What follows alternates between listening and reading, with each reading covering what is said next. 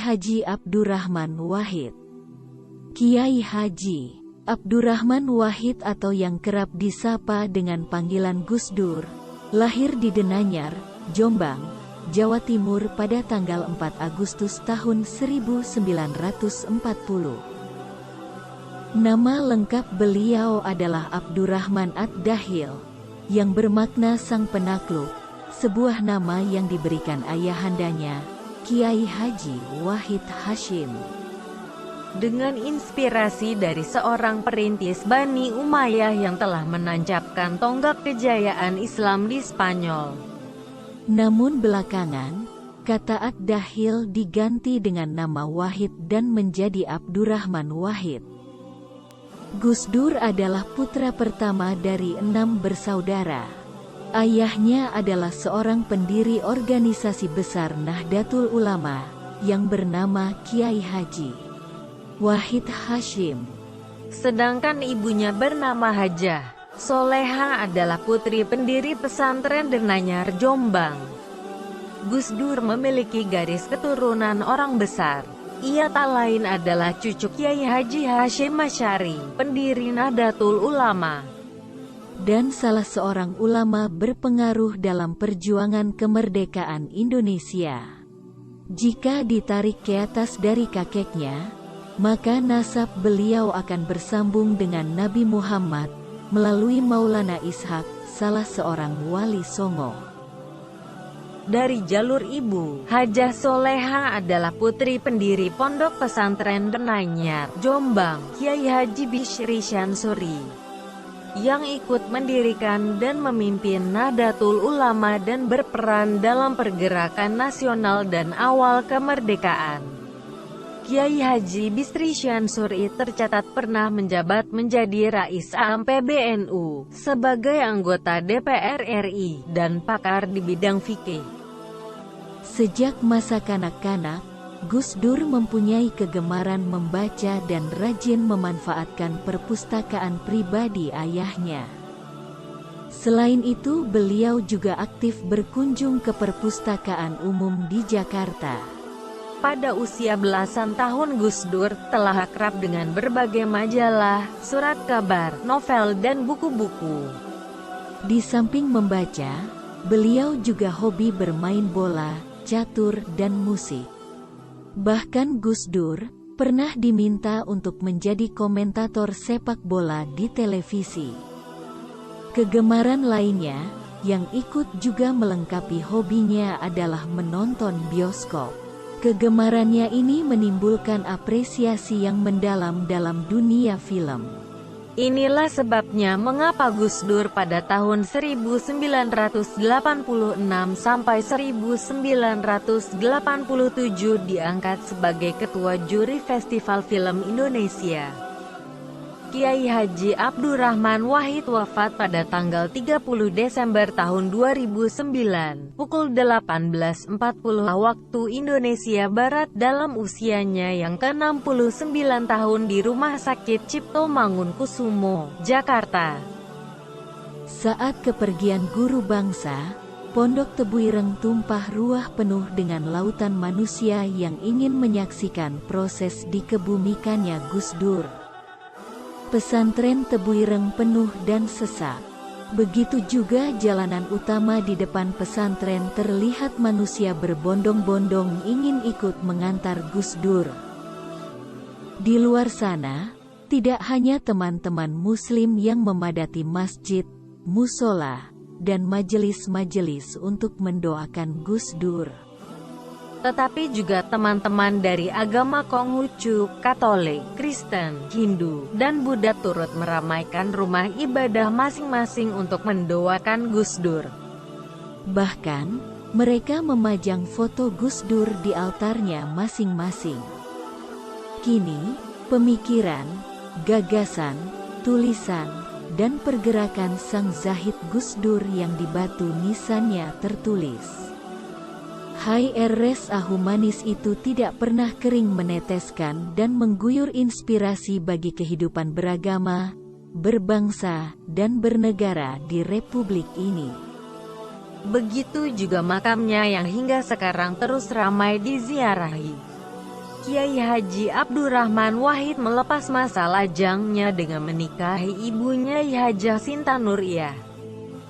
Buah dari pernikahannya, beliau dikarunia 4 orang anak, yaitu Alisa Kotrunada Munawaroh, Zanuba Arifah Cafso, Anita Hayatunufus, dan Inayah Wulanda. Pertama kali belajar, Gus Dur belajar mengaji dan membaca Al-Quran pada sang kakek, Kiai Haji Hashim Asy'ari. Dalam usia 5 tahun ia telah lancar membaca Al-Quran.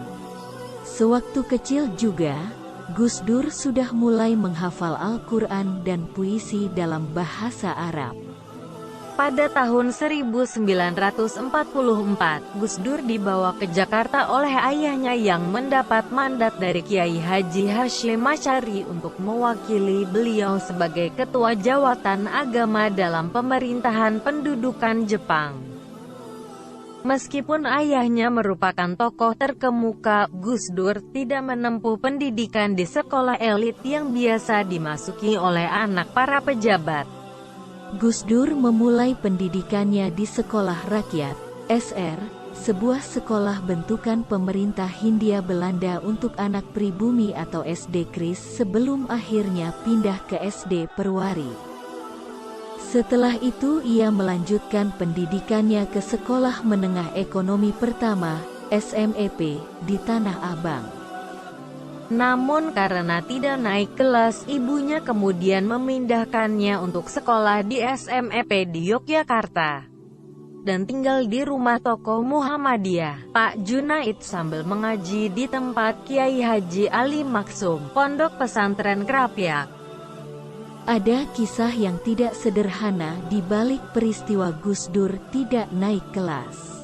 Tanggal 19 April tahun 1953, Kiai Haji Wahid Hasyim baru berusia 39 tahun, meninggal dunia akibat kecelakaan mobil di Cimahi dan Gus Dur menyertai di perjalanan waktu itu. Hal ini menjadi peristiwa yang amat memilukan bagi Gus Dur yang kala itu usianya baru 13 tahun, yang menyebabkan Gus Dur tidak naik kelas. Tahun 1957, ia meneruskan pendidikan ke Magelang di Pondok Pesantren Tegalrejo di bawah bimbingan Kiai Chudori. Gus Dur kemudian melanjutkan perjalanan mencari ilmunya ke Jombang untuk belajar secara penuh di Pondok Pesantren Tambak Beras di bawah bimbingan Kiai Haji Wahab Casbullah. Kemudian Gus Dur kembali belajar di Pondok Pesantren Krapyak, Yogyakarta, dan ia tinggal di rumah Kiai Ali Maksum. Tahun 1963, Gus Dur menerima beasiswa dari Kementerian Agama untuk belajar di Universitas Al-Azhar Kairo, Mesir. Meski sudah mahir berbahasa Arab, Gus Dur diharuskan mengambil kelas remedial terlebih dahulu. Karena tidak mampu memberikan bukti bahwa ia memiliki kemampuan berbahasa Arab. Hal ini membuat Gus Dur merasa bosan, karena harus mempelajari materi yang sudah ia pelajari selama di pesantren. Gus Dur lebih banyak menghabiskan waktunya untuk mengunjungi toko-toko buku, perpustakaan, hingga ke bioskop dalam upayanya dalam menggali khazanah peradaban yang pernah terjadi di Mesir. Perpustakaan bukanlah salah satu referensi Gus Dur dalam memperkaya wawasannya. Dinamika politik di Mesir juga menjadi referensi Gus Dur dalam memperkaya wawasan. Gus Dur dengan cermat mengamati kondisi Mesir kala itu, khususnya berkaitan perseteruan antara penguasa Mesir dengan organisasi Ikhwanul Muslimin di bawah komando Sayyid Qutb. Pada tahun 1966, Gus Dur pindah ke Irak. Ia masuk dalam Department of Religion Universitas Baghdad. Selama di Baghdad, Gus Dur mendapatkan rangsangan intelektual yang berbeda dengan sebelumnya, di mana Irak juga merupakan sebuah negara modern yang memiliki peradaban Islam cukup maju. Di Baghdad, Gus Dur menyelesaikan pendidikan sarjana, kemudian ia melanjutkan S2, judul tesisnya sudah diajukan. Tapi sayangnya, sang pembimbing meninggal dunia, dan Gus Dur sangat sulit untuk mencari penggantinya. Walhasil Gus Dur memilih untuk pulang ke Indonesia. Tahun 1971, Gus Dur bergabung dengan Lembaga Penelitian, Pendidikan, dan Penerangan Ekonomi dan Sosial (LP3ES). Karir Gus Dur terus merangkak dan menjadi peneliti untuk majalah Tempo dan koran Kompas. Artikelnya diterima dengan sangat baik, dan dari menulis di media masa itu Gus Dur dikenal sebagai intelektual. Gus Dur mendapatkan banyak undangan untuk mengisi perkuliahan dan seminar yang menyebabkan ia harus pulang pergi Jakarta Jombang, tempat ia dan keluarganya tinggal. Namun honorarium dari tulis-menulis artikel ini tidaklah mencukupi untuk menutupi biaya hidup keluarganya. Sehingga, Gus Dur dan sang istri sempat harus tetap berjualan es lilin dan kacang tanah. Tahun 1978, Gus Dur mengalami musibah berupa kecelakaan yang mengharuskannya melakukan operasi mata, dan secara teratur Gus Dur memeriksanya ke Jakarta. Gus Dur pun berpikir ada baiknya kalau ia berpindah ke ibu kota. Ketika di Jakarta, Gus Dur diberikan tawaran oleh sang kakek, Kiai Haji Bisri Syansuri untuk menjadi bagian dalam jajaran organisasi NU. Gus Dur juga mendapatkan pengalaman politik pertamanya pada pemilihan umum legislatif 1982.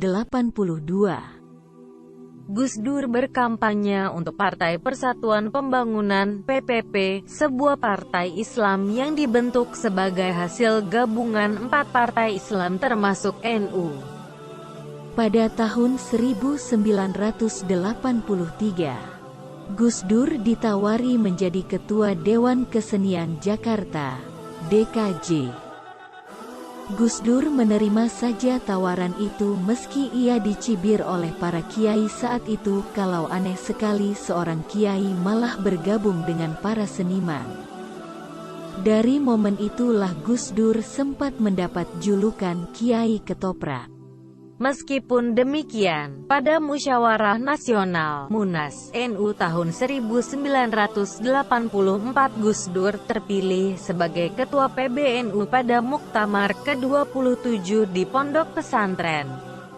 Gus Dur bahkan terpilih secara aklamasi oleh sebuah tim Ahlul Hali wal Aqdi, yang diketuai oleh Kiai Haji R. Asad Syamsul Arifin, untuk menduduki jabatan sebagai Ketua Umum PBNU. Dalam Muktamar ke-27 NU di Pondok Pesantren Salafiyah Syafi'iyah, Sukorejo, Situbondo.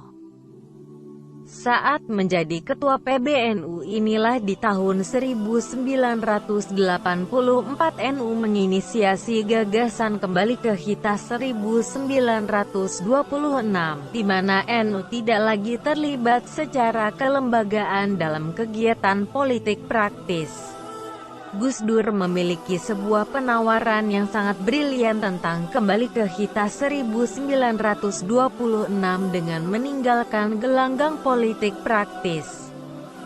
Menjelang pertengahan 1998, Gus Dur dalam masa periode ketiga menduduki jabatan Ketua PBNU. Melihat situasi carut negara ini mengharuskan NU turut andil dalam perpolitikan.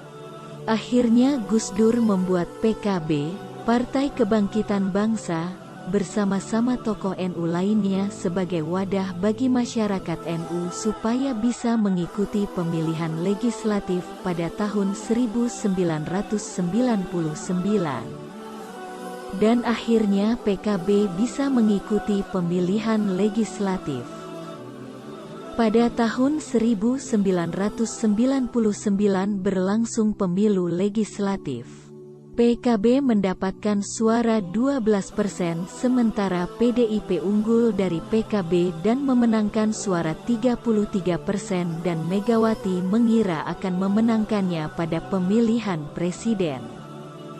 Ternyata Amin Rais membentuk poros tengah. Gus Dur ikuti dalamnya, yaitu Partai Koalisi Muslim, dan Gus Dur melalui poros tengah ini digadang-gadang sebagai calon presiden. Akhirnya Gus Dur memenangkan pemilu legislatif dan terpilih menjadi presiden keempat dengan 373 suara, mengalahkan Megawati yang hanya memperoleh 313 suara. Dengan segudang pengalaman dalam perjalanannya menuntut ilmu yang luar biasa, membuat Gus Dur menjadi orang yang sangat kuat pengaruhnya. Bukan tanpa alasan, meski ia aktif menuangkan gagasannya melalui tulisan, Gus Dur juga bekerja memperjuangkan apa yang ia pikirkan. Kemudian lahirlah istilah yang kita kenal saat ini, yaitu 9 nilai utama Gus Dur.